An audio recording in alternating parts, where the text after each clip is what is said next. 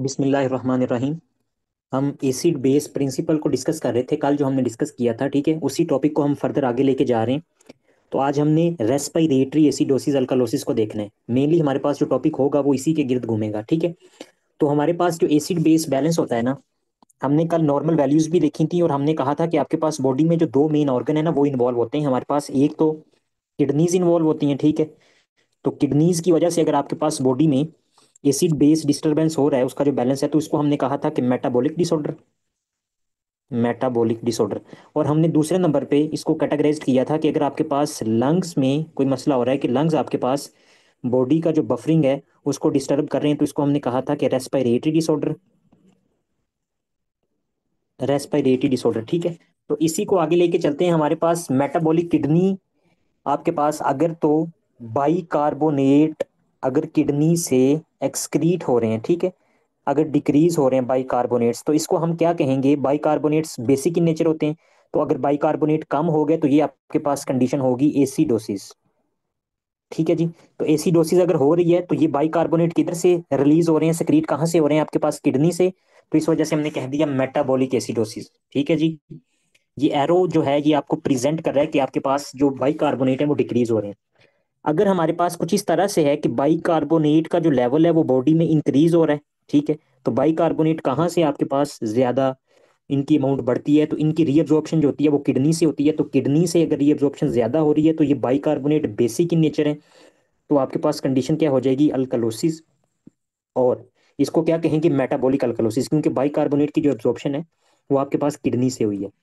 इसी तरह हमारे पास रेस्पिरेटरी लंग्स की हम बात करते हैं, तो लंग्स में हमारे पास मेनली हम देखते हैं कार्बन डाइऑक्साइड को। ठीक है जी, तो अगर लंग्स कार्बन डाइऑक्साइड को ज़्यादा बाहर निकाल रहे हैं, ज़्यादा बाहर निकालेंगे, हाइपर वेंटिलेट करेंगे, तो बॉडी में कार्बन डाइऑक्साइड कम रह जाएगी। तो आपके पास क्या हो जाएगा कि ये एसिडिक इन नेचर होते हैं, तो ये हो जाएगी अल्कलोसिस, क्योंकि कार्बन डाइऑक्साइड जो होती है वो एसिडिक इन नेचर होती है। ठीक है, वोलेटाइल एसिड है। तो अगर ये कम है तो आपके पास अल्कालोसिस, और कम किस वजह से हुए? किडनी की वजह से, तो आपके पास respiratory alkalosis. Same carbon dioxide अगर आपके पास ज्यादा हो रहे हैं, हाइपो वेंटिलेट कर रही है आपके पास जो लंग्स है ना, उसकी जो वेंटिलेशन का प्रोसेस है वो डिक्रीज है। तो इस कंडीशन को हम क्या कहेंगे कि अगर कार्बन डाइऑक्साइड ज्यादा हो रहे हैं तो आपके पास एसिडोसिस। ठीक है जी, तो ये थी मेन हमारे पास जो मेन कंसेप्ट था इसका। इसको और ज्यादा आसान करता हूँ आपके लिए। हमारे पास यहाँ पे हम लिख देते हैं कि आपके पास बाइकार्बोनेट जो हैं HCO3, these are basic in nature. Basic, ठीक है। और आपके पास जो CO2 है, CO2 acidic in nature. Acidic in nature. तो कार्बन डाइऑक्साइड ज्यादा होगी तो एसिडोसिस, ठीक है। अगर कार्बन डाइऑक्साइड कम होगी तो आपके पास अल्कलोसिस। ठीक है जी, अल्कलोसिस और एसिडोसिस। सेम इसी तरह से हम दोबारा रिलेट कर लेते हैं कि हमारे पास बाइकार्बोनेट, बाइकार्बोनेट अगर ज्यादा हो रहे हैं तो आपके पास बेसिक इन नेचर है, बेसिक बढ़ेगा तो मीडियम क्या होगा? अल्कलोसिस। ठीक है, और अगर आपके पास बाइकार्बोनेट कम हो रहे हैं, डिक्रीज हो रहे हैं, तो आपके पास बेसिस कम हो रही हैं तो एसिडोसिस। बेस कम हो जाएगा तो एसिडोसिस हो जाएगी। अच्छा, बार बार इसको रिपीट में इस वजह से कर रहा हूं, आपने किस तरह से इसको मेमोराइज करना है? सिर्फ और सिर्फ आपने ये एक, मैं यहाँ पे फॉर्मूला लिख देता हूँ आपके सामने, कि आपके पास जो पीएच होती है, pH directly proportional to the bicarbonate HCO3, ठीक है, और inversely proportional to the partial pressure of carbon dioxide. ठीक है जी, ये जो हमारे पास इक्वेशन है, इससे हमें पता चल जाएगा कि बॉडी में जो पीएच है वो डिक्रीज या इंक्रीज किस तरह से होगी। क्योंकि आपके पास जो नोमिनेटर है बाइकार्बोनेट, तो जब भी बाइकार्बोनेट बॉडी में इंक्रीज होंगे तो पीएच इंक्रीज हो जाएगी, डायरेक्टली प्रोपोर्शनल है। और कार्बन डाइऑक्साइड के साथ आपके पास इसका क्या रिलेशन है? कि इन्वर्सली प्रोपोर्शनल है।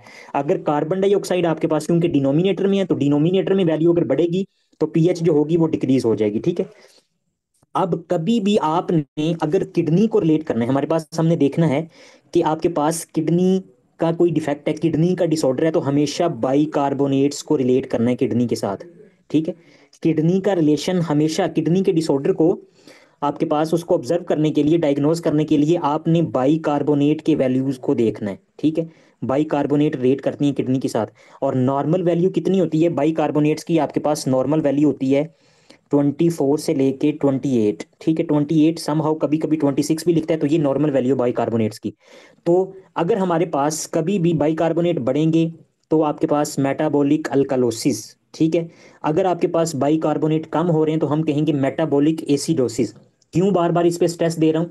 क्योंकि आपने एच पॉजिटिव आयन के साथ कभी भी रिलेट नहीं करना कि एच पॉजिटिव आयन बढ़ रहे हैं तो आप कह दो कि मेटाबॉलिक अल्कालोसिस या एसिडोसिस हो रहा है। तो किडनी के डिसऑर्डर को डायग्नोज करने के लिए, उसकी एसिडोसिस बेसिस अल्कालोसिस एसिडोसिस को डायग्नोज करने के लिए आपने हमेशा हमेशा बाइकार्बोनेट को रिलेट करना है। इसी तरह से अगर हमने पार्शियल आपके पास जो कार्बन डाइऑक्साइड का लेवल है उसको कब कब हमने रिलेट करना है, कब कब चेक करना है हमारे पास, रेस्पिरेटरी डिसऑर्डर को डायग्नोज करने के लिए। और नॉर्मल वैल्यू कितनी होती है हमारे पास? नॉर्मल कार्बन डाइऑक्साइड का लेवल जो होता है वो 35 से 45 होता है। तो 40 मैंने लिख दिया, ठीक है। तो हमारे पास जो लंग्स हैं, लंग्स ये डिटरमाइन करेंगे कि आपके पास कार्बन डाइऑक्साइड है जो बढ़ रही है या कम हो रही है। अगर कार्बन डाइऑक्साइड बढ़ेगी तो मेटाबॉलिक एसिडोसिस, अगर कम होगी तो हमारे पास सॉरी, अगर बढ़ेगी तो रेस्पिरेटरी एसिडोसिस और कम होगी तो रेस्पिरेटरी अल्कालोसिस। तो यहां तक सिर्फ और सिर्फ हमने अभी तक इतना पढ़ा कि हमारे पास किडनी की वजह से अगर कोई डिसऑर्डर हो रहा है तो बाइकार्बोनेट डिस्टर्ब है, और अगर लंग्स की वजह से हमारे पास कोई डिसऑर्डर हो रहा है एसिड बेस का तो कार्बन डाइऑक्साइड की जो वैल्यू है वो फ्लक्चुएट हो रही है। ठीक हो गया। तो ये था हमारे पास अभी तक का मेन कॉन्सेप्ट। अब हम चलते हैं नेक्स्ट, मेटाबॉलिक और रेस्पिरेटरी। ठीक है जी। हमने नॉर्मल कार्बन डाइऑक्साइड का जो वैल्यू होती है वो देख ली, 40 होती है, और बाइकार्बोनेट की हमारे पास कितनी होती है, 28। और अगर नॉर्मल पीएच की बात करें तो नॉर्मल पीएच आपके पास ब्लड में होती है 7.37 से लेके 7.42। ठीक है। तो पीएच अगर आपके पास बॉडी में पीएच जो है वो डिक्रीज हो रही है तो ये आपके पास क्या है, एसिडिक इन्वायरमेंट। और अगर पीएच जो है वो इंक्रीज हो रही है तो इसका मतलब है कि आपके पास अल्कालोसिस, अल्कालोसिस। ठीक हो गया। तो ये था हमारे पास मेन बातें। अब हम यहाँ पे आ जाते हैं। तो ये आपके पास एक चार्ट है, तो हमेशा ये चार्ट देते हैं एनआरई में, हमारे पास ये चार्ट आता है। ठीक है। यूएसएमएलई का एग्जाम है या कोई भी प्लेब है, एनआरई कुछ भी है, तो ये चार्ट आता है। अब इस चार्ट को हम किस तरह से देख सकते हैं, हमने किस तरह से इसको हमारे पास अंडरस्टैंड करना है। तो ये आप लोग देखें कि सबसे नीचे उन्होंने क्या दिया हुआ हमारे पास, आर्टीरियल ब्लड पीएच। ठीक है। तो ये उन्होंने दे दिया एक्स एक्सिस के ऊपर। और अगर वाई एक्सिस की बात करें तो वहां पे उसने बाइकार्बोनेट की जो वैल्यू है उनको मेंशन किया हुआ है। फिर हमारे पास यहाँ पे उसने कार्बन डाइऑक्साइड को मेंशन किया है, और ये आपके पास इस तरह से ये जो है ना लाइनें इस तरह लगी हुई हैं। तो 10 है, 15, 20, 25, 30, 35, 40। ठीक है। तो इस तरह से कार्बन डाइऑक्साइड जो है वो भी इंक्रीज हो रही है। ठीक है। तो इसको हमारे पास अंडरस्टैंड करने के लिए सबसे पहले आपने ये देखना है कि जो पीएच की वैल्यू है ना, पीएच आपके पास यहाँ पे 7.4 है। ठीक है। तो ये है मीन, मतलब कि ये नॉर्मल है, नॉर्मल वैल्यू है। हमें पता है कि हमारे पास अगर पीएच जो है वो इंक्रीज हो रही है तो इंक्रीज पीएच का क्या मतलब होता है, अल्कालोसिस। पीएच जब जब इंक्रीज होगी तो अल्कालोसिस, और पीएच जब जब डिक्रीज होगी तो क्या मतलब होगा, एसिडोसिस, एसिडोसिस। ठीक है। तो अब जितनी भी हमारे पास ग्राफ से इस तरफ को जितनी भी डिसऑर्डर्स हैं वो आप देख सकते हैं, अल्कालोसिस अल्कालोसिस अल्कालोसिस। तो ये आपके पास हमें पता चल गया कि अगर पीएच इंक्रीज हो रही है ग्राफ पे तो ये प्रेजेंट कर रहा है हमारे पास किस चीज को, अल्कालोसिस को। ठीक हो गया। एक बात हमें कंफर्म होगी। अब हम देख लेते हैं हमारे पास कि डिक्रीज पीएच, अगर पीएच डिक्रीज हो रही है इस तरफ को, तो अगर पीएच डिक्रीज हो रही है हमारे पास, हमें पता है कि एसिडोसिस की कंडीशन होती है। तो यहां पे देखेंगे आपके पास एसिडोसिस, एसिडोसिस और एसिडोसिस। अब एसिडोसिस और अल्कालोसिस को तो हमने डिफरेंशियल कर लिया। अब हम चलते हैं नेक्स्ट, हमने किस तरह से डिफरेंशिएट करना है कि हमारे पास रेस्पिरेटरी है या मेटाबॉलिक है। तो इसको हम देखेंगे कि हमारे पास यहाँ पे देखिए, मैंने कहा था कि बाइकार्बोनेट का अगर लेवल आपके पास इंक्रीज होगा तो बाइकार्बोनेट नेचर में क्या है, बाइकार्बोनेट बेसिक होते हैं, बेसिक इन नेचर। तो बेसिक अगर बढ़ेंगे तो हमारे पास क्या होगा, अल्कालोसिस। ठीक हो गया, ये हमें पता चल गया। और अगर अल्कालोसिस बाइकार्बोनेट बढ़ रहे हैं तो हम इसको क्या कहेंगे, मेटाबॉलिक अल्कालोसिस कहेंगे। तो बाइकार्बोनेट की नॉर्मल वैल्यू कितनी है, 28। तो अगर उस ग्राफ पे हमारे पास 28 से ऊपर कुछ भी है तो वो क्या होगा, मेटाबॉलिक अल्कालोसिस। ठीक है जी। तो यहाँ पे हमारे पास ये देख सकते हैं कि आपके पास ये था 28। ठीक है जी। तो 28 से ऊपर देखें कि मेटाबॉलिक अल्कालोसिस, अब बाइकार्बोनेट अगर ज्यादा हुए तो आपके पास पीएच यहाँ पे इस तरफ, और अल्कालोसिस आपके पास बाइकार्बोनेट के बढ़ने की वजह से हमें मेटाबॉलिक अल्कालोसिस।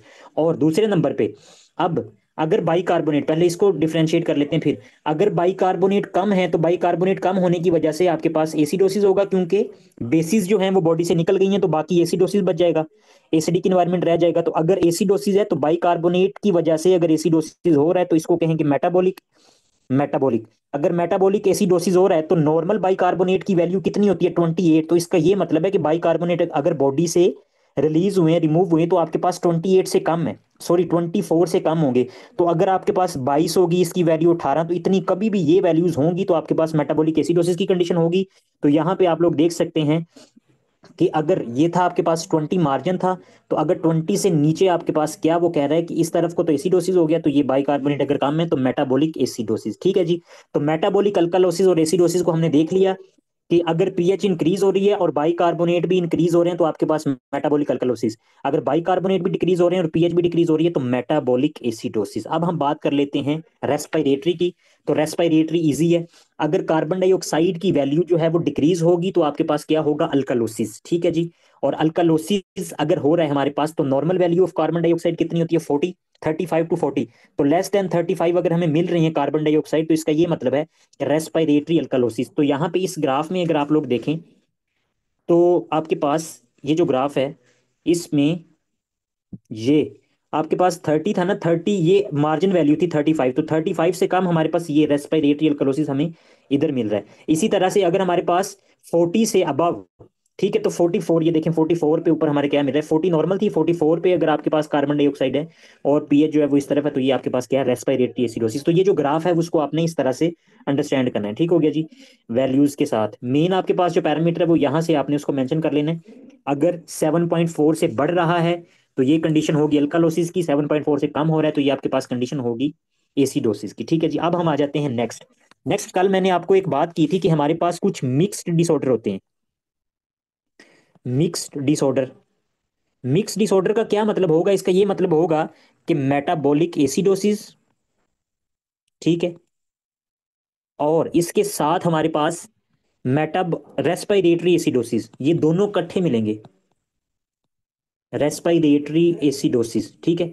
तो ये आपके पास कंडीशन होगी मिक्स डिसऑर्डर की। वैसे नॉर्मली ऐसा नहीं होता। क्यों नहीं होता? अगर हमारे पास यहाँ पे हमने कहा कि ये लंग्स हैं और दूसरे नंबर पे हमारे पास यहाँ पे किडनीज हैं, तो अगर किडनीज का डिसऑर्डर है कि हमारे पास यहाँ पे मेटाबॉलिक एसिडोसिस हो चुका है, तो मेटाबॉलिक एसिडोसिस की कंपनसेशन करने के लिए अगर बाइकार्बोनेट का लेवल आपके पास बॉडी से कम हो गया ना, तो ये बाइकार्बोनेट को ठीक करने के लिए हमारे पास लंग्स पता क्या करते हैं? लंग्स हाइपो वेंटिलेशन पे चले जाते हैं। ठीक है। और हाइपो वेंटिलेशन पे क्यों जाते हैं? क्योंकि हमारे पास ये कार्बन डाइऑक्साइड को रिटेन करना शुरू कर देते हैं। अगर क्योंकि हाइपर वेंटिलेट करेंगे तो कार्बन डाइऑक्साइड को बॉडी से बाहर निकालेंगे। तो मतलब इसका ये हुआ कि आपके पास अगर बाइकार्बोनेट की वैल्यू कम हो रही है तो कार्बन डाइऑक्साइड की वैल्यू भी कम होगी। ठीक हो गया। ये आपके पास होती है कंपनसेशन का प्रोसेस। लेकिन अगर हमारे पास कुछ ऐसी कंडीशन हमें मिल रही है कि मेटाबॉलिक एसिडोसिस और रेस्पिरेटरी एसिडोसिस मिल रहा है, रेस्पिरेटरी, ये दोनों कंडीशन हमें इकट्ठी मिल सकती हैं। किस तरह से? हमारे पास इस तरह से होगा कि अगर हमने जो एक्चुअल वैल्यू है, ठीक है जी, एक्चुअल वैल्यू, ठीक है, वो आपके पास जो है वो अनइक्वल है आपके पास एक्सपेक्टेड वैल्यू के। एक्सपेक्टेड वैल्यू के एग्जाम्पल के तौर पे मैं आपको मिसाल देता हूं कि हमारे पास यहाँ पे एक एग्जाम्पल है कि बॉडी, एक आपके पास केस है जिसमें पीएच जो है, एक्सक्यूज मी एक मिनट रुकें,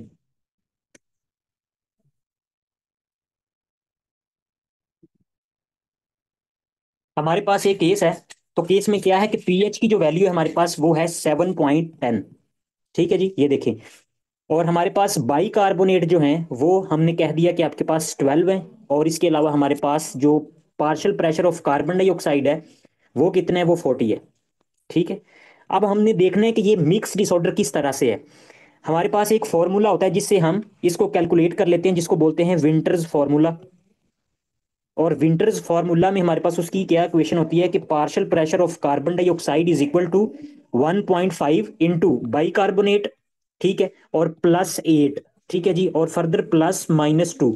हमने क्या करना है कि यहाँ पे हमने वैल्यूज पुट करनी है और जो इसका आंसर आएगा उससे हमें पता चल जाएगा कि ये आपके पास जो कंडीशन है वो मिक्स डिसऑर्डर की है या आपके पास ये सिंगल डिसऑर्डर है। किस तरह से?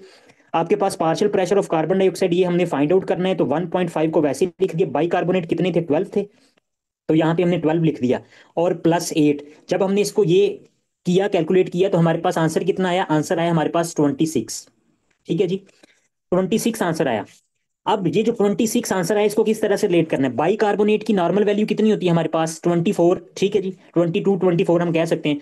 तो अगर ये 22 से कम है तो इसका ये मतलब है कि आपके पास ये जो कंडीशन है बाई कार्बोनेट कम है तो मेटाबॉलिक क्या है, मेटाबॉलिक एसिडोसिस है, क्योंकि बाई कार्बोनेट कम है। और मेटाबॉलिक एसिडोसिस के आपके पास कंपनसेशन क्या होनी थी, कंपनसेशन ये होनी थी कि हमारे पास एसिड को ज्यादा से ज्यादा बॉडी से रिमूव करवाना था, ठीक है। अगर मेटाबॉलिक एसिडोसिस हो रहा है तो क्या करेंगे, लंग्स आपके पास कार्बन डाइऑक्साइड को बॉडी से बाहर रिमूव करेंगे, ज्यादा से ज्यादा रिमूव करेंगे। अगर ज्यादा से ज्यादा रिमूव करेंगे तो इसका ये मतलब होगा कि एसिड निकल जाएंगे और इसको मेंटेन रखा जाएगा। तो नॉर्मल वैल्यू 40 होती है, तो हमें कितने मिलने चाहिए थे, हमें एक्सपेक्टेड मिलने चाहिए थे हमारे पास 26 तक, ठीक है। तो एक्सपेक्टेड वैल्यू कितनी थी 26, लेकिन यहां पे वो ये कह रहा है कि ये जो केस है इसमें partial pressure of carbon dioxide कितने 40 है। तो अब हम क्या करेंगे कि हमारे पास यहां पे हमने लिख दिया partial pressure of carbon dioxide more than expected. Expected कितना था 26, नॉर्मल कंपनसेशन अगर होती तो 26 आना था, लेकिन यहां पे कितना है, क्योंकि उसने कंपनसेट करके बॉडी से बाहर निकाल देनी थी, लेकिन यहां पे वो कह रहा है 40 है। तो इसका ये मतलब है कि आपके पास ये जो केस है ये मिक्स डिसऑर्डर का केस है। तो कुछ केसेस हमारे पास ऐसे होते हैं जिनमें मिक्स डिसऑर्डर हमें मिलते हैं, ठीक हो गया। तो ये आपने आपको पता होना चाहिए कि सिर्फ आपके पास सिंगल केस नहीं होता कि उसमें सिर्फ कंपनसेशन होती है, बल्कि मिक्स्ड केस भी मिलते हैं। नेक्स्ट हम बात कर लेते हैं कि हमारे पास ये बात खत्म हो गई है, आखिरी बात रह गई है कि अगर हमारे पास कोई किडनी का मसला है, ठीक है, तो किडनी का मसला है, कोई भी इसका डिसऑर्डर है, मेटाबॉलिक डिसऑर्डर ऑफ किडनी, तो इस मेटाबॉलिक डिसऑर्डर को करेक्ट करने के लिए हमारे पास जो लंग्स होते हैं ना, उनकी जो कंपनसेशन का प्रोसेस होता है वो बहुत एक्यूट होता है, ठीक है।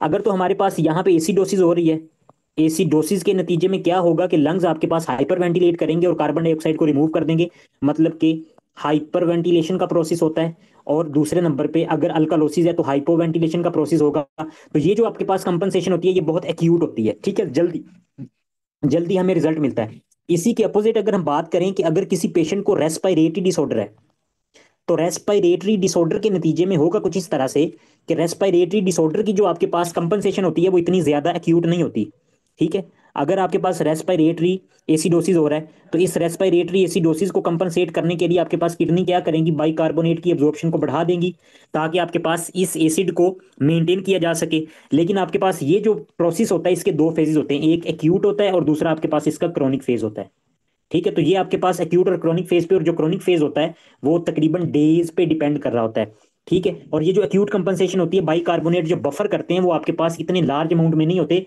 कि पूरे के पूरे आपके पास रेस्पिरेटरी डिसऑर्डर को मेंटेन कर सकें। तो नट शेल में हमारे पास रिजल्ट क्या हुआ कि अगर आपके पास मेटाबॉलिक का कोई डिसऑर्डर है, मेटाबॉलिक का डिसऑर्डर है, तो आपके पास जो लंग्स हैं वो उसको जल्दी ठीक कर देंगे, एक्यूट कंपनसेशन कंपनसेशन। लेकिन अगर आपके पास लंग्स का कोई मसला है तो आपके पास जो किडनीज हैं, मेटाबॉलिक कंपनसेशन जो होती है वो आपके पास क्रोनिक होती है। क्रोनिक का क्या मतलब है कि डेज लगते हैं उसको मेंटेन करने के लिए, ठीक हो गया। तो ये यही थी। और यहाँ पे आपके पास ये जो मैंने बात आपको बताई है कि आपके पास मिक्स डिसऑर्डर होते हैं, दो इकट्ठी कंडीशन मिल सकती हैं, जैसे कि मेटाबॉलिक एसिडोसिस था और साथ हमें रेस्पिरेटरी एसिडोसिस भी मिल गया, ठीक हो गया। तो ये दोनों आपके पास मिक्स डिसऑर्डर भी मिल सकते हैं। इसको आसान करने के लिए एक और भी आपके पास एक फॉर्मूला है कि अगर तो कंपनसेशन हो रही है, कंपनसेशन वाला डिसऑर्डर है, मिक्स नहीं है, अगर कंपनसेशन डिसऑर्डर है ना, तो कंपनसेशन में आपके पास पीएच की जो वैल्यू होगी वो कभी भी नॉर्मल नहीं मिलती, ठीक है। हम ये नहीं कह सकते कि पीएच जो होगी वो आपके पास 7.4 है, ठीक है, 7.4 या 7.38 के बराबर नहीं मिलेगी अगर आपके पास जो है जो कंपनसेशन वाला प्रोसेस है, वो रेयर होता है कि आपके पास नहीं मिलती। लेकिन अगर आपके पास मिक्स डिसऑर्डर है तो मिक्स डिसऑर्डर में आपके पास जो पीएच होगी वो इससे आपके पास नॉर्मल वैल्यू मिलेगी। मिक्स डिसऑर्डर में हमेशा हमेशा जो पीएच होती है वो नॉर्मल रेंज के इक्वल मिलती है, ठीक हो गया। तो ये इसका डिफरेंस है। अच्छा जी, बाकी ये आप मेरा मकसद था आपको बताना, ठीक है, मुश्किल है या आसान है बाकी आप लोगों पे डिपेंड है कि आप लोगों ने किस तरह से कौन कौन सी चीज याद करनी है। बेहतर ये है कि हर चीज याद करें, ठीक हो गया, मैंने आपको बता दिया। बाकी मेन इसमें ये है कि आपको ये पता होना चाहिए कि आपके पास मेटाबॉलिक एसिडोसिस और अल्कालोसिस और रेस्पिरेटरी एसिडोसिस और अल्कालोसिस, ठीक है। नॉर्मल वैल्यूज क्या हैं, कंपनसेशन में कौन कौन से आर्गन इन्वॉल्व होते हैं, और आपके पास ये क्या क्या कंडीशंस होती हैं, ठीक होगी। इतना पता हो तो मोर देन इनफ है। अगर आपने हाई यील्ड एग्जाम्स के लिए क्वालिफाई करना है, प्लैब है, यूएसएमएल है, तो फिर आपको ये भी पता होना चाहिए कि आपके पास मेटाबॉलिक डिसऑर्डर या मेटाबॉलिक एसिडोसिस या रेस्पिरेटरी एसिडोसिस मिक्स डिसऑर्डर कैसे मिलते हैं। नेक्स्ट आसान आसान बातें आ गई हैं, अब हम आ जाते हैं रेस्पिरेटरी एसिडोसिस और अल्कालोसिस के ऊपर, ठीक है जी। तो पहले हम बात करते हैं रेस्पिरेटरी अल्कालोसिस की। तो रेस्पिरेटरी अल्कालोसिस हमेशा कब कब होगी, कि जब बॉडी में जो पीएच की वैल्यू है वो आपके पास क्या होगी, या वो increase more than 7.42, more than 7.42 क्यों हुई है, क्योंकि आपके पास अल्कालोसिस में ये होगा कि आपके जो कार्बन डाइऑक्साइड का लेवल है ना, कार्बन डाइऑक्साइड का जो लेवल होगा वो बॉडी में डिक्रीज हो जाएगा, तो इसको हम बोलेंगे रेस्पिरेटरी अल्कालोसिस, ठीक है। तो अगर कार्बन डाइऑक्साइड निकल गए तो ये आपके पास क्या थे, एसिडिक की नेचर थे, वोलेटाइल एसिड था, तो एसिड अगर निकल गया तो आपके पास पीछे क्या होगा कि पीएच जो होगी वो इंक्रीज हो जाएगी, जैसे कि मैंने ऊपर लिखा हुआ है कि पीएच जो होगी नॉर्मल कितनी होती है, 7.37 से लेके 7.42, तो ये मोर देन 7.42 है, इसका मतलब है ये इंक्रीज है। अब हमारे पास अगर इसको हैजलबैक इक्वेशन के साथ रिलेट करें तो pH directly proportional to bicarbonate, ठीक है, और आपके पास divided by partial pressure of carbon dioxide. तो इसमें हमें क्या मिल रहा है, इसमें आपके पास जो partial pressure of carbon dioxide decrease मिल रहा है, ठीक है। अगर डिक्रीज मिल रहा है तो आपके पास जो पीएच होगी वो इंक्रीज हो जाएगी, जैसे कि मैंने यहाँ पे लिखा है कि पीएच मोर देन 7.42। अब हम ये बात करते हैं कि हमारे पास ये जो कंडीशन है ऐसे होती क्यों, तो मेन रीजन जो है ना इसकी, वो है हमारे पास हाइपर वेंटिलेशन, हाइपर वेंटिलेशन, ठीक है। तो जब जब हाइपर वेंटिलेशन होगी तो ऐसी ऐसी कंडीशन में हमारे पास क्या होगा कि रेस्पिरेटरी अल्कालोसिस हमें मिलेगी। तो कौन कौन सी ऐसी कंडीशन है जिसमें हमारे पास हाइपर वेंटिलेशन हो सकती है, कोई भी ऐसी कंडीशन है जैसे कि एंग्जाइटी, कोई पेशेंट जो है वो एंग्जाइटी का है, ठीक है, पैनिक अटैक उसको हुआ है, और उसके अलावा अगर वो पेन के साथ है, पेन हो रहा है, पेन के अलावा आपके पास हाई एल्टीट्यूड, हाई एल्टीट्यूड के ऊपर है, ठीक है, उसके अलावा आपके पास पेशेंट जो है उसने एस्पिरिन ओवरडोज की है, एस्पिरिन ओवरडोज की वजह से, ठीक है, या फर्दर आपके पास नेक्स्ट ये है कि वो वेंटिलेटर पे है, वेंटिलेटर। तो ये तमाम के तमाम आपके पास काजेज हैं जो कि पेशेंट को रेस्पिरेटरी अल्कलोसिस पे ले जाएंगी। हाइपर वेंटिलेशन इन कंडीशन में होती है। एंग्जाइटी में बंदा जो होता है वो डरा डरा हुआ होता है, ठीक हो गया, पैनिक होता है, तो आपके पास क्या होगा कि उसकी वेंटिलेशन का जो प्रोसेस होगा वो इंक्रीज हो जाएगा, तो ज्यादा से ज्यादा कार्बन डाइऑक्साइड को बॉडी से बाहर एक्सेल करना शुरू कर देगा, तो कार्बन डाइऑक्साइड बॉडी में कम रह जाएगी, जिसकी वजह से आपके पास क्या होगा कि रेस्पिरेटरी अल्कलोसिस, पेन, दर्द जब होता है तो तब भी आपके पास सिंपैथेटिक नर्वस सिस्टम एक्टिवेट हो जाता है, सिंपैथेटिक नर्वस सिस्टम की वजह से भी रेस्पिरेटरी सेंटर जो होता है वो आपके पास मेडुला में जो होता है वो मेनली उसको एक्टिवेट करता है। यहाँ पे ये बात आपको बता दूं कि आपके पास जो रेस्पिरेटरी, ये जो पूरा प्रोसेस होता है वो किस तरह से टेक प्लेस होता है, कि हमारे पास ये ब्रेन है, यहाँ पे हमारे पास सेरिबेलम, ठीक है जी, मिड ब्रेन, पोन्स, मेडुला, ठीक है। तो ये आपके पास मेडुला, पोन्स और एमबी, मिड ब्रेन। तो आपके पास मेडुला में रेस्पिरेटरी सेंटर होता है, respiratory centre in the medulla, ठीक है। और जो फ्रेनिक नर्व होती है आपके पास 3, 4, 5, ठीक है, वो आपके पास किसको आके इनर्वेट करती है, इसकी जो ब्रांचेज होती हैं वो करती हैं हमारे पास जो डायाफ्राम मसल होता है, डायाफ्राम मसल, ठीक है। तो डायाफ्राम आपके पास जब ओवर एक्टिवेट होगा, ज्यादा से ज्यादा एक्टिवेट करेगा, तो लंग्स आपके पास एक्सलेशन करेंगे, तो ये हाइपर वेंटिलेशन इस आपके पास respiratory centre in the medulla यहां से इंक्रीज होती है। दो बातें हमने कर ली, अब हम आते हैं मेन बात के ऊपर, और वो क्या है हमारे पास, हाई एल्टीट्यूड। और हाई एल्टीट्यूड के ऊपर हमारे पास क्या होगा, हाई एल्टीट्यूड में मेन चीज ये होती है कि कोई बंदा जो है वो पहाड़ों में चला गया, ये मैंने पहाड़ बना दिए हमारे पास, यहाँ पे सूरज के वो बिल्कुल करीब है, सूरज का तो कोई ताल्लुक नहीं है, नॉर्मल पार्शियल प्रेशर जो होता है ना हमारे पास वो डिक्रीज हो जाता है, ऑक्सीजन का नॉर्मल पार्शियल प्रेशर, ठीक है। तो हमारे पास अगर हम लंग्स की बात करें तो लंग्स में जब एल्वोलाई गैसेस को एक्सचेंज करते हैं तो वो किस तरह से एक्सचेंज करते हैं, कि हमारे पास यहाँ पे ये एक एल्वोलाई है, ठीक है, और एल्वोलाई हमारे पास यहाँ पे ये इसके साथ बनाते हैं, ये एल्वोलाई है, ठीक है। तो एल्वोलाई आपके पास यहाँ में ऑक्सीजन आएगी, ठीक है, यहाँ से आती है, और फिर नीचे इसके क्या होती हैं, ये ब्लड वेसल्स होती हैं, और ऑक्सीजन को इसमें आपके पास क्या ट्रांसफ्यूज किया जाता है, यहाँ से एक्सचेंज होता है, गैसेज एक्सचेंज होती है। तो नॉर्मल लेवल पे सी लेवल आपके पास आप नॉर्मल है, तो यहाँ पे ऑक्सीजन का जो पार्शियल प्रेशर है वो 100 मिलीमीटर मरकरी, ठीक हो गया। लेकिन अगर आप हाई एल्टीट्यूड पे जाते हैं ना तो वहां पे ऑक्सीजन का जो पार्शियल प्रेशर मिलता है वो कम मिलता है, मतलब कि 75 मिलेगा।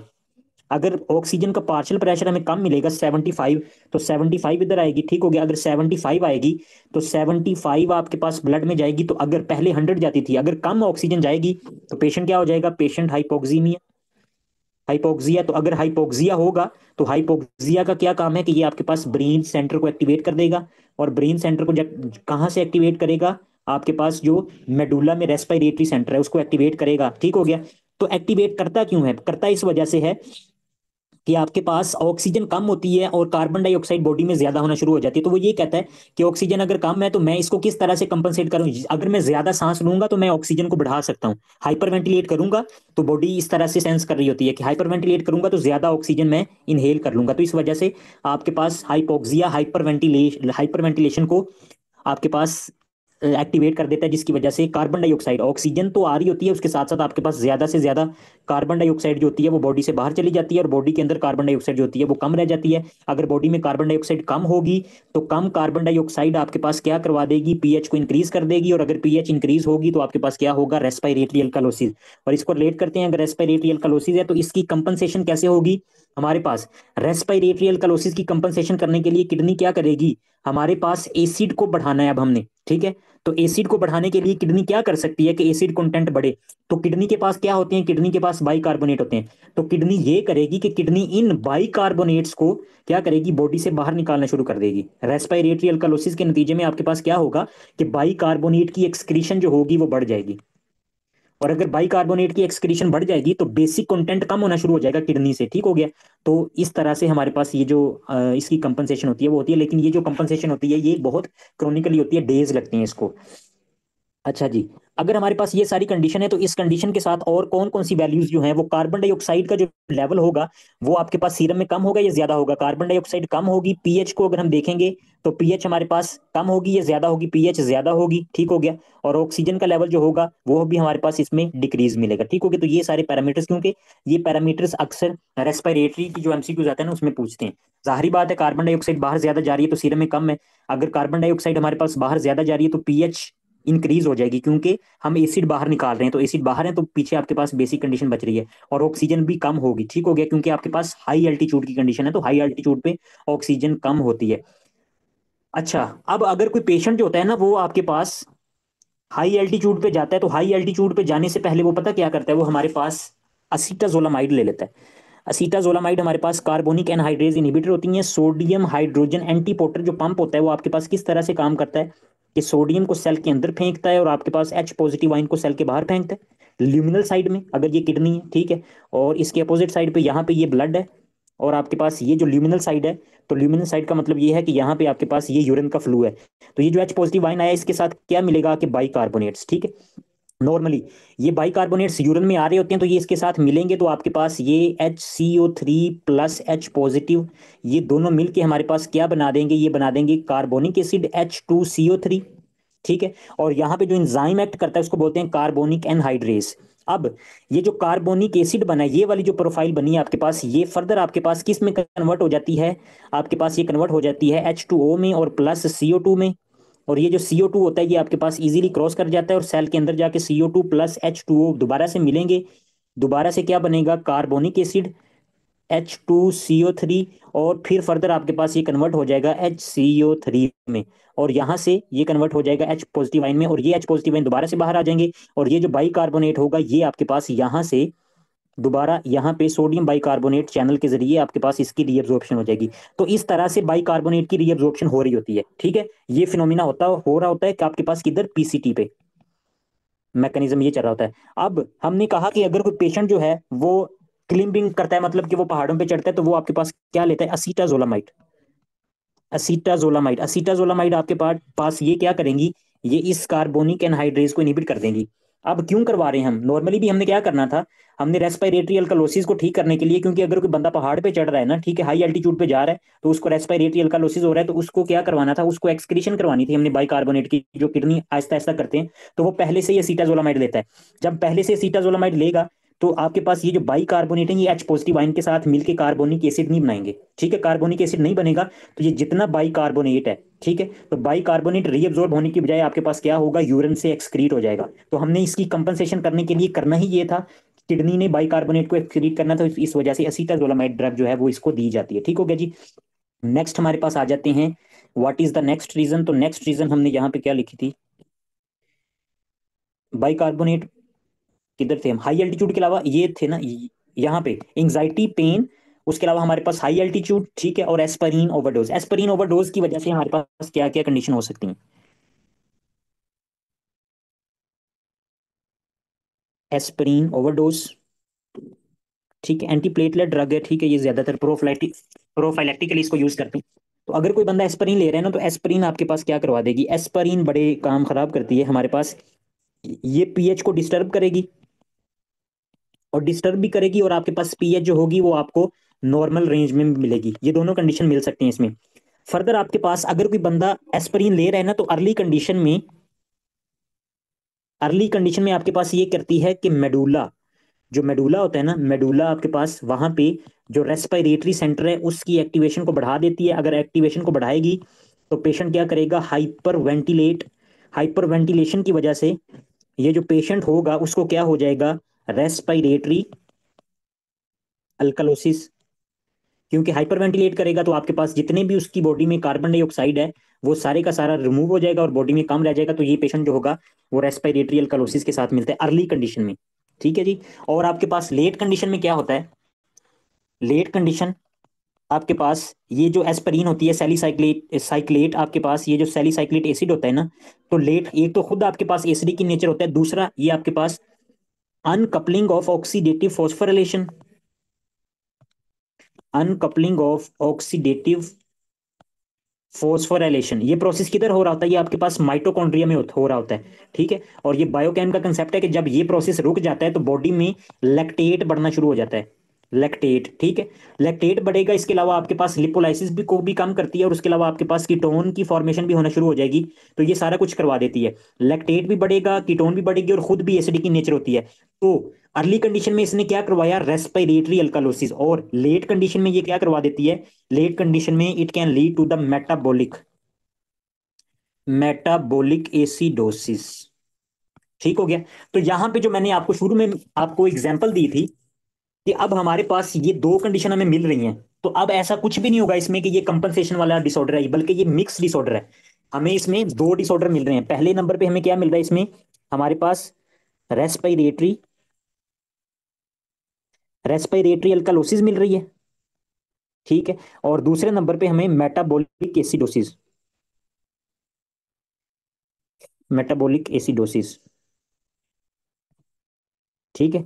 तो अब हमारे पास यहाँ पे इसको किस तरह से हम देख सकते हैं और क्लैरिफाई कर सकते हैं, यहाँ पे मैं एग्जांपल देता हूँ कि हमारे पास जो पीएच है, पीएच की वैल्यू है 7.37। ठीक है। तो मैंने कहा था कि अगर आपके पास कंपनसेशन के अलावा कोई मिक्स्ड कंडीशन होगी, तो मिक्स डिसऑर्डर में पीएच जो होती है वो नॉर्मल रेंज के बराबर होती है, यहाँ से भी हमें पता चल गया। और partial pressure of carbon dioxide वो कह रहा है कि आपके पास 20 है। इसके अलावा बाइकार्बोनेट्स जो हैं वो हमारे पास कितने, 11 है। ठीक है। तो अब सबसे पहले बाइकार्बोनेट अगर कम है, तो बाइकार्बोनेट कम होने की वजह से हमें पता है कि ये क्या है, मेटाबॉलिक एसिडोसिस, जो कि इसमें होता है। लेकिन आपके पास अगर मेटाबॉलिक एसिडोसिस है, ठीक हो गया, तो उसके नतीजे में आपके पास जो partial pressure of carbon dioxide है वो भी हमें डिक्रीज मिल रहा है। तो ये हमारे पास डिक्रीज क्यों मिल रहा है, इसको हम देखते हैं। हमारे पास हमारा जो फॉर्मूला था, winters formula for the detection of the normal carbon dioxide level, तो उसमें हमारे पास क्या था, 1.5 इंटू बाइकार्बोनेट, ठीक है, और प्लस हमारे पास 8 +-2। तो हम इसमें पुट करते हैं 1.5, बाइकार्बोनेट्स कितने हैं, 11 +8, ठीक है। जब हमने इसका आंसर देखा तो ये हमारे पास कितने बने, 25। ठीक है। तो एक्सपेक्टेड हमारे पास कितने थे, एक्सपेक्टेड हमारे पास इतना है कि अगर आपके पास मेटाबॉलिक एसिडोसिस की कंडीशन है और बाइकार्बोनेट 11 है, तो एक्सपेक्टेड हमारे जो कार्बन डाइऑक्साइड का लेवल होना चाहिए वो 25 होना चाहिए। लेकिन हमारा जो कार्बन डाइऑक्साइड का लेवल है वो हमें कम मिल रहा है। ठीक है, इतना होना चाहिए था लेकिन कम मिल रहा है। तो partial pressure of carbon dioxide की अगर हम बात करें, लेस देन एक्सपेक्टेड, एक्सपेक्टेड से कम है। अगर ज्यादा था तो हमने कहा था मेटाबॉलिक एसिडोसिस, अगर एक्सपेक्टेड से कम है तो हम क्या कहेंगे कि आपके पास ये कंडीशन है रेस्पिरेटरी अल्कालोसिस। ठीक है। तो ये दो तरह से हमने प्रूव कर लिया, प्रूवन हो गया कि वाकई दो कंडीशन मिलती हैं आपके पास, एस्पाइरिन ओवरडोज की वजह से रेस्पिरेटरी अल्कलोसिस भी मिलता है और मेटाबॉलिक एसिडोसिस भी मिलता है। अगर हमारे पास ये एक्सपेक्टेड वैल्यू यहाँ पे भी इज इक्वल टू 25 होती तो ये फिर सिर्फ और सिर्फ मेटाबॉलिक एसिडोसिस होता है जिसकी कंपनसेशन हो रही होती, लेकिन यहाँ पे मिक्स डिसऑर्डर है कि आपके पास partial pressure of carbon dioxide है लेस देन एक्सपेक्टेड, तो ये रेस्पिरेटरी अल्कलोसिस का जो डिसऑर्डर है वो हमें मिल रहा है। नेक्स्ट हमारे पास वेंटिलेशन की कंडीशन है कि आपके पास अगर किसी को बाहर से वेंटिलेशन पे डालेंगे तो वेंटिलेट अगर ज्यादा करवा देंगे तो आपके पास रेस्पिरेटरी अल्कालोसिस हो जाएगा। अब हम आ जाते हैं कि how respiratory acidosis can take place. Respiratory acidosis, तो रेस्पिरेटरी एसिडोसिस की अगर हम बात करें तो इसमें सबसे पहले हमारे पास क्या मिलेगा कि जो पीएच होगी वो हमें मिलेगी लेस देन 7.36। ठीक है, 7.37 से कम मिलेगी, 6 नहीं, 7.37। ठीक है। और दूसरे नंबर पे अगर हम इक्वेशन से इसको बैलेंस करें तो हमारे पास is equal to bicarbonate HCO3 और इनटू हमारे पास क्या होता है partial pressure of carbon dioxide. ठीक है। तो इसमें हमारे पास रेस्पिरेटरी एसिडोसिस में होता मेनली ये होता है कि जो पेशेंट होता है वो हाइपो वेंटिलेट करता है, हाइपो वेंटिलेट। अगर वो हाइपो वेंटिलेट करेगा तो हाइपो वेंटिलेट करने के नतीजे में आपके पास जो कार्बन डाइऑक्साइड का लेवल होगा वो बढ़ जाएगा ना, क्योंकि बाहर नहीं जा रही, इतनी ज्यादा वेंटिलेशन नहीं हो रही। तो इसका क्या मतलब है, कार्बन डाइऑक्साइड बढ़ रहे हैं। अगर कार्बन डाइऑक्साइड बढ़ रहा है तो पीएच जो होगी वो डिक्रीज हो जाएगी, क्योंकि डिनोमिनेटर बढ़ेगा तो पीएच जो होगी वो डिक्रीज हो जाएगी, क्योंकि आपके पास क्या है, रेस्पिरेटरी एसिडोसिस की कंडीशन। तो what are the main reasons, main causes, opiate, opioids use, opioids. ठीक है जी। उसके अलावा बारबिचुरेट्स, बारबिचुरेट्स, बेंजोडाइजापीन, ये सारी जो ड्रग्स है हमारे पास। कोई हमारे पास सीएनएस की डिजीज है, सीएनएस की डिजीज है तो उसकी वजह से हो सकता है। उसके अलावा आपके पास रेस्पिरेटरी मसल डिजीज हो सकती है, कोई ना कोई सीएनएस की भी हो सकती है कि आपके पास मेडुला को इन्वॉल्व कर रहे हैं, मेडुला डैमेज हो चुका है, स्ट्रोक हो चुका है, कोई भी आपके पास के प्रॉपर उसको ब्लड सप्लाई नहीं मिल रही, तो इस कंडीशन में हाइपोवेंटिलेट करेगा। रेस्पिरेटरी मसल्स डिजीज आपके पास गुलन Barre syndrome, गुलन Barre syndrome, GBS, campylobacter जो नई बैक्टीरिया होता है जो कि ये करवा देता है आपके पास हाइपर सेंसिटिविटी टाइप 4 रिएक्शन होता है। ठीक है। न्यूरो डीजेनरेटिव डीमाइलिनेटिंग डिजीज है, न्यूरो डीमाइलिनेटिंग डिजीज है। उसके अलावा आपके पास मल्टीपल सेक्लेरोसिस की वजह से भी हो सकता है। उसके अलावा आपके पास एम्योट्रोफिक लेटरल सेक्लेरोसिस ये डिजीज होती है, और पोलियो वायरस। ठीक है। तो ये सारे के सारे आपके पास इसमें क्या होते हैं कि लोअर मोटर न्यूरॉन डैमेज हो सकते हैं, कुछ में आपके पास पेरिफेरल नर्व्स इन्वॉल्व होती हैं। तो बेसिकली आपके जो रेस्पिरेटरी मसल्स है ना वो प्रॉपर सही से काम नहीं कर पाते। ठीक है जी। इसके अलावा आपके पास और कौन कौन सी ऐसी कंडीशन है जिसमें रेस्पिरेटरी एसिडोसिस हो सकता है कि कार्बन डाइऑक्साइड का लेवल बढ़ सकता है। लंग डिजीजेज हो सकती हैं। लंग डिजीजेज में अगर हम बात करें तो आपके पास निमोनिया, निमोनिया, निमोनिया के अलावा हमारे पास और कौन सी डिजीज है, COPD, chronic obstructive pulmonary disease. उसके अलावा हमारे पास ARDS, acute respiratory distress syndrome. ठीक है जी। Pulmonary oedema. ठीक है। उसके अलावा हमारे पास कोई भी एस्पिरेशन की वजह से भी, एस्पिरेशन ऑब्स्ट्रक्शन हो सकती है एस्पिरेशन की वजह से, और ऑब्स्ट्रक्टिव स्लीप एपनिया। तो ये सारी की सारी जो डिजीजेज हैं इसमें हमारे पास क्या हो सकता है, रेस्पिरेटरी एसिडोसिस। तो अब ये जो सारी मैं बातें बता रहा हूं आपको, हम इसको इस तरह इस वजह से यहाँ पे इसको रिलेट कर रहे हैं कि बार बार तो हमने ये टॉपिक नहीं पढ़ना ना, बुक में कहीं इस तरह उन्होंने लिखा हुआ है कि भाई ये हमारे पास कंडीशन ऐसी है ना, बार बार नहीं होगा। सिर्फ और सिर्फ अगर हम ओपिएट्स यूज की बात करेंगे तो वहां पे लिख देगा सीएनएस डिप्रेशन, तो हमने खुद हमें पता होना चाहिए कि अगर सीएनएस डिप्रेशन होगा तो हाइपोवेंटिलेट बंदा करेगा तो आपके पास रेस्पिरेटरी एसिडोसिस के साथ मिलेगा।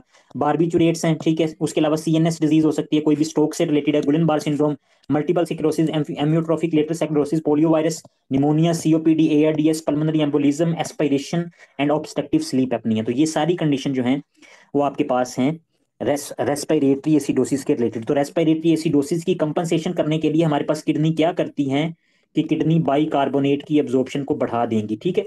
किस तरह से बढ़ा दे देंगी वो हमारे पास जो मैंने ऊपर यहाँ पे फिनोमिना लिखा हुआ था कि ये जो आपके पास मैकेनिज्म होता है ना, ये इंक्रीज हो जाता है कि ज्यादा से ज्यादा बाइकार्बोनेट की जो रीअब्जॉर्प्शन होती है वो बढ़ जाती है। ठीक है। तो यहां तक होगी बात। अब हम आ जाते हैं रेस्पिरेटरी डिसऑर्डर जो थे वो अल्हम्दुलिल्लाह खत्म है। अब हम आ जाते हैं मेटाबॉलिक के ऊपर कि मेटाबॉलिक की हमारे पास डिसऑर्डर की कॉजेज क्या क्या हैं, उनकी हम डिस्कस करते हैं बातें। मेटाबॉलिक पहले हम डिस्कस करेंगे अल्कालोसिस। ठीक है। और कल इंशाल्लाह एसिडोसिस को डिस्कस कर लेंगे। अगर हम मेटाबॉलिक अल्कलोसिस की बात करें तो मेटाबॉलिक अल्कलोसिस में पीएच जो होगी वो क्या होगी, डिक्रीज होगी या इंक्रीज होगी? पीएच हमेशा इंक्रीज मिलेगी 7.42 से ज्यादा, क्योंकि अल्कलोसिस है, पीएच बढ़नी चाहिए। अगर हम इक्वेशन लिखें तो हमारे पास directly proportional to bicarbonates divided by partial pressure of carbon dioxide, ठीक है। तो इसमें बाइकार्बोनेट जो होंगे वो आपके पास ज्यादा हो जाएंगे, अगर ज्यादा हो जाएंगे तो आपके पास पीएच जो होगी वो इंक्रीज हो जाएगी, ठीक है जी। तो अब ये ज्यादा क्यों होते हैं, ये आपके पास बड़ी कंसेप्चुअल सी बातें, इसमें दो तीन आपके पास सिस्टम्स जो होंगे वो इन्वॉल्व होंगे। सबसे पहले वो ये कह रहा है कि GIT acid loss, gastrointestinal acid loss, कि अगर जीआईटी से एसिड लॉस हो रहा है तो ये आपके पास क्या करवा देगा, मेटाबॉलिक अल्कलोसिस। अगर कोई पेशेंट जो है वो हाइपोकैलीमिया के साथ है तो ये भी आपके पास करवा देगा मेटाबॉलिक अल्कलोसिस। अगर आपके पास कॉन्ट्रैक्शन अल्कलोसिस हो रही है, कॉन्ट्रैक्शन अल्कलोसिस, ठीक है, this is also the major cause. Further आपके पास hyper aldosteronism, hyper aldosteronism, and further आपके पास जो नेक्स्ट काज है वो है हमारे पास milk alkali syndrome, milk alkali syndrome. और इसके अलावा हमारे पास कुछ ट्यूब्यूलर डिसऑर्डर थे जो कि हमने उस दिन डिस्कस कर लिए थे, ट्यूब्यूलर डिसऑर्डर्स, ठीक है। तो ये सारे के सारे हमारे पास क्या करवाते हैं, मेटाबॉलिक अल्कलोसिस। सबसे पहले हम बात कर लेते हैं जीआईटी एसिड लॉस। तो जीआईटी हमारे पास यहाँ पे हमारे पास ब्यूटीफुल से हमारे क्या है कि ये स्टमक है, ठीक है, स्टमक के बाद ये लार्ज इंटेस्ट स्मॉल इंटेस्टाइन, फिर लार्ज इंटेस्टाइन, सारी बात। तो यहाँ पे हमारे पास क्या होते हैं, प्राइटल सेल होते हैं जो कि क्या प्रोड्यूस करते हैं, यहाँ पे वो HCl प्रोड्यूस करते हैं, ठीक है, हाइड्रोक्लोरिक एसिड। तो अगर कोई पेशेंट जो है वो वॉमिटिंग के साथ प्रेजेंट कर रहा है तो वॉमिटिंग में क्या होगा कि आपके पास उसका जो एसिडिक कंटेंट है वो बॉडी से निकल जाएगा, ठीक है। तो एसिडिक कंटेंट में आपके पास H पॉजिटिव आयन भी निकलेंगे और क्लोरीन जो होगी वो भी निकलेगी, क्लोराइड, सॉरी क्लोरीन क्लोराइड निकलेगा, ठीक हो गया। तो ये जो पेशेंट होगा ये भी रिमूव करेंगे। इसके अलावा अगर हम ये स्टमक के कंटेंट की बात करें तो यहाँ पे पोटाशियम भी पड़ा होता है, वो भी आपके पास वॉमिटिंग के दौरान निकल जाता है, ठीक हो गया। तो मेन हमारे पास यहाँ पे जो हमें एंड पे रिजल्ट मिला वो ये मिला कि ये जो पेशेंट था वो हमारे पास हाइपोक्लोरीमिया, हाइपोक्लोरीमिया के साथ मिला। और उसके उसके बाद मैंने क्या कहा कि हमारे पास पोटाशियम भी पड़ा होता है, तो हाइपोकैलीमिया, ठीक है। अब यहाँ पे इसके साथ एक कंसेप्ट है जो कि बहुत ही अहम है। आप लोगों को पता है कि हमारे पास यहाँ पे जो एल्डोस्टेरोन होता है, एल्डोस्टेरोन किधर से रिलीज होता है आपके पास, एड्रीनल कॉर्टेक्स से। तो एड्रीनल कॉर्टेक्स की कौन सी लेयर से, ग्लोमेरुलोसा से। तो इसके लिए हमारे पास अगर हमने एल्डोस्टेरोन को रिलीज करवाना है तो हमारे पास क्या चाहिए होता है, हमें डिक्रीज पोटाशियम।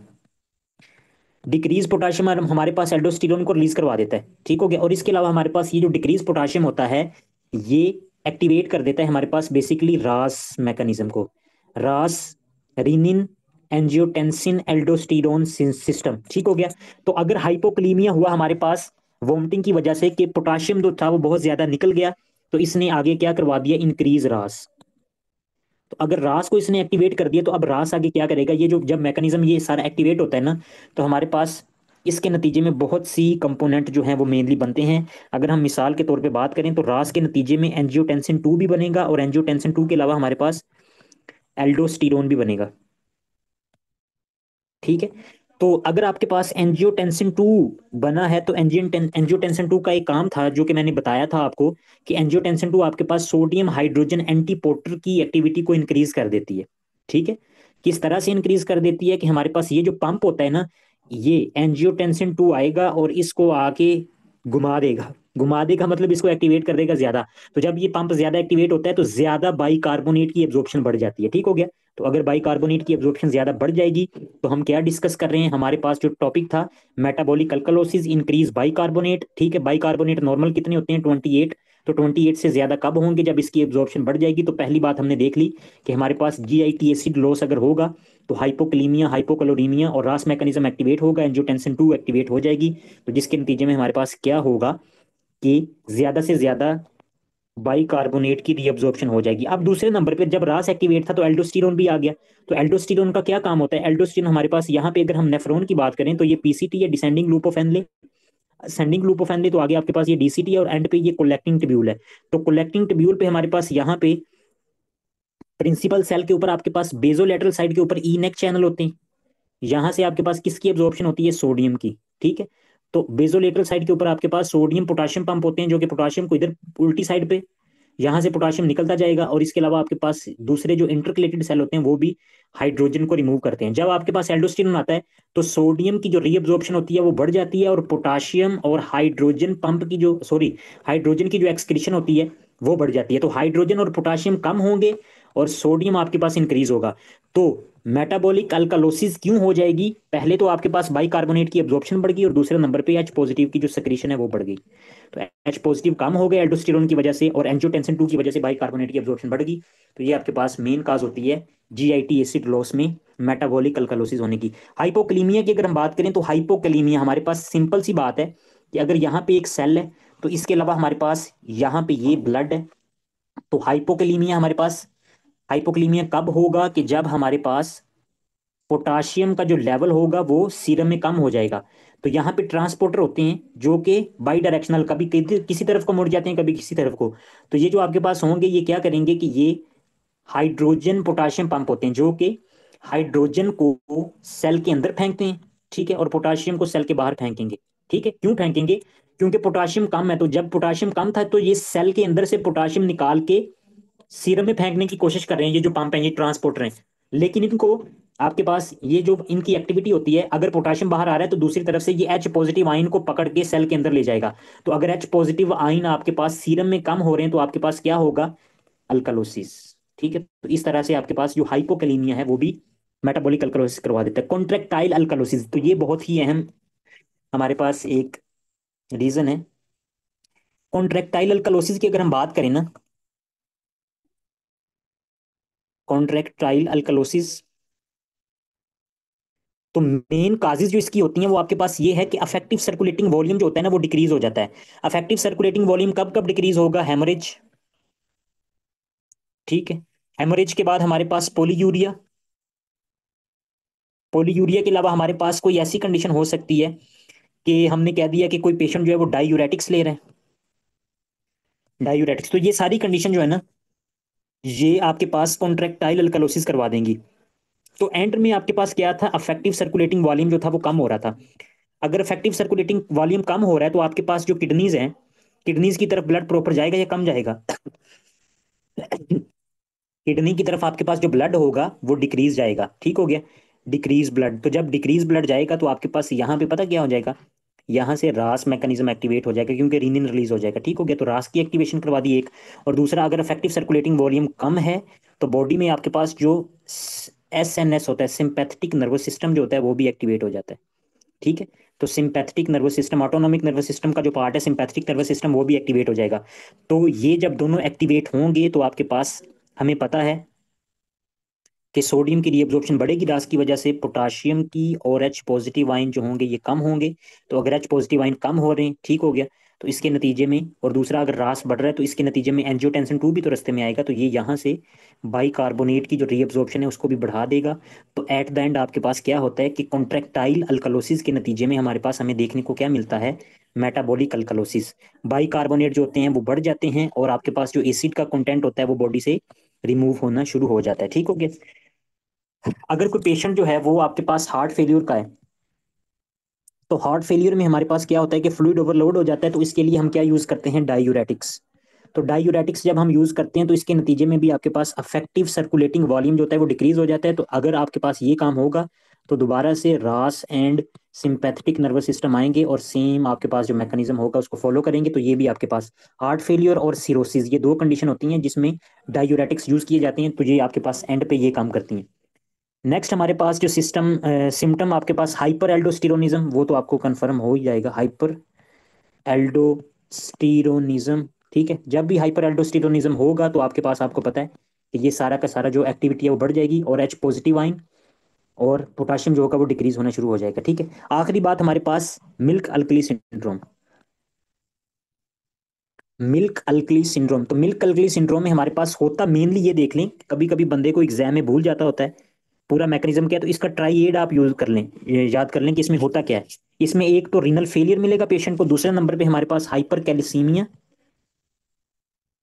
हाइपर कैल्सीमिया, और तीसरे नंबर पे हमारे पास मेटाबॉलिक अल्कालोसिस। ठीक है, अब हमारे पास हाइपर कैल्सीमिया क्यों मिलेगा? कुछ पेशेंट हमारे पास कुछ ऐसे होते हैं कि डिस्पेप्सिया को ट्रीट करने के लिए ना, डिस्पेप्सिया ट्रीट करने के लिए वो क्या करते हैं कि they are used calcium carbonate, calcium carbonate. तो कैल्शियम कार्बोनेट अगर वो यूज कर रहे हैं, ठीक हो गया, तो अब आपके पास कार्बोनेट जो है वो अल्कलाइन इन नेचर है, और आपके पास जो कैल्शियम है, आपको पता है कैल्शियम क्या होता है, तो कैल्शियम की वजह से आपके पास क्या हो जाएगा, हाइपर कैल्सीमिया। ठीक हो गया, एक बात तो ये होगी। और अगर आपके पास ये कैल्शियम है, तो कैल्शियम हाइपर कैल्सीमिया दो काम करता है। दो काम क्या करता है कि हमारे पास यहाँ पे जो नेफ्रॉन है, तो पीसीटी के बाद descending loop of Henle, ascending loop of Henle, और डीसीटी के बाद कलेक्टिंग टिब्यूल। हाइपर कैल्सीमिया, यहाँ पे एक पंप होता है transporter, sodium potassium two chloride, ascending loop of Henle के ऊपर, तो ये इसको बंद कर देता है। तो सोडियम की एब्जॉर्प्शन नहीं होगी, नहीं होगी। अगर सोडियम की एब्जॉर्प्शन नहीं हो रही, तो आपके पास सोडियम जो होगा वो आगे, पहले यहां तक देखें फिर नेक्स्ट करते हैं बात। इसके अलावा हमारे पास होता कुछ इस तरह से है कि ये जो कोलेक्टिंग ट्यूब्यूल है, कोलेक्टिंग ट्यूब्यूल के ऊपर आपके पास एडीएच के लिए रिसेप्टर होते हैं, एडीएच के लिए वी टू रिसेप्टर होते हैं, वी टू, ठीक है। तो ये वी टू, ये जो रिसेप्टर होते हैं, इनकी एक्टिविटी को भी आपके पास इनहिबिट कर देता है, तो वाटर की रीअब्जॉर्प्शन भी नहीं होती। तो दो काम किए आपके पास हाइपरकैल्सीमिया ने, एक तो असेंडिंग लूप ऑफ हेनले जो था वहां पे उसने ब्लॉक कर दिया sodium potassium two chloride transporter को, और दूसरा उसने कोलेक्टिंग ट्यूब्यूल के ऊपर क्या काम किया, कोलेक्टिंग डक्ट के ऊपर आपके पास H2O की रीअब्जॉर्प्शन को बंद कर दिया। तो इसके नतीजे में आपके पास होगा ये जितना भी सोडियम होगा, ठीक है, तो जितना सोडियम होगा वो आपके पास सारे का सारा बॉडी से एक्सक्रीट हो जाएगा, और वाटर भी एक्सक्रीट हो जाएगा। जब ये दोनों एक्सक्रीट हो जाएंगे, तो एक्सक्रीट होने की वजह से आपके पास पहली कंडीशन जो होती है, डिक्रीज अफेक्टिव सर्कुलेटिंग वॉल्यूम। ठीक है, अगर इफेक्टिव सर्कुलेटिंग वॉल्यूम कम होगा, तो उसके नतीजे में सेम ही है कि रास एक्टिवेट होगा, सिंपैथेटिक नर्वस सिस्टम एक्टिवेट होगा। जब ये दोनों एक्टिवेट होंगे, तो इस इनकी एक्टिवेशन होने की वजह से आपके पास एल्डोस्टेरोन आएगा। तो एल्डोस्टेरोन जब आएगा, जो कुछ सोडियम वो रीअब्जॉर्ब करने की कोशिश करेगा, मेंटेन करने की। तो जब वो सोडियम रीअब्जॉर्ब कर रहा होगा, तो साथ उसके नतीजे में क्या कर रहा होगा, पोटाशियम भी तो निकाल रहा होगा और हाइड्रोजन भी तो निकाल रहा होगा। जब ये निकलेंगे, तो आपके पास एसिड बॉडी से बाहर निकल जाएगा। इसके अलावा हमारे पास रीनल फेलियर क्यों होता है, रीनल फेलियर इस वजह से होता है क्योंकि जीएफआर बहुत ज्यादा कम हो जाता है। अफेक्टिव सर्कुलेटिंग वॉल्यूम बढ़ गया, रीनल प्लाज्मा फ्लो कम होगा, तो जीएफआर भी कम होगा ना। तो इसके नतीजे में रीनल फेलियर के साथ पेशेंट मिलता है। अगर रीनल फेलियर है, हाइपरकैल्सीमिया है, तो आपके पास साथ इसको मेटाबॉलिक अल्कलोसिस भी मिलेगा। ठीक हो गया। तो यहाँ तक था हमारे पास आज का जो टॉपिक था, जिसमें हमने मेनली डिस्कस किया है respiratory acidosis, alkalosis and metabolic alkalosis. कल हम डिस्कस करेंगे मेटाबॉलिक एसिडोसिस, और उसके साथ जितने भी आगे हमारे पास डिसऑर्डर हैं उसको डिस्कस डिसऑर्डर को डिस्कस कर लेंगे। तो हमारा ये टॉपिक जो होगा वो खत्म हो जाएगा इंशाल्लाह। ठीक है।